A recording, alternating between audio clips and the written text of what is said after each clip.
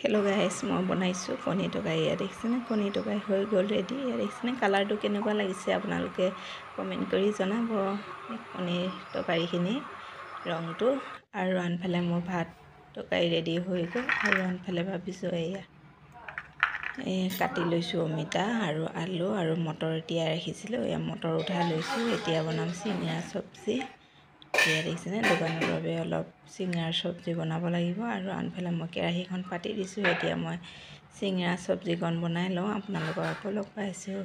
Hello' গাইছ, এতিয়া ৰাতি এয়া দেখিছেনে মোৰ মোবাইলটো হাতত তুলি ড্ৰেছিং আইনাখনৰ গুৰিত অলপ আহিছোঁ। মুখখন কেনেকুৱা হৈ আছে চাই লৈছোঁ। দোকানৰ পৰা যিহেতুকে আহি পাইছোঁ, এতিয়া বনাব লাগিব আকৌ ভাত।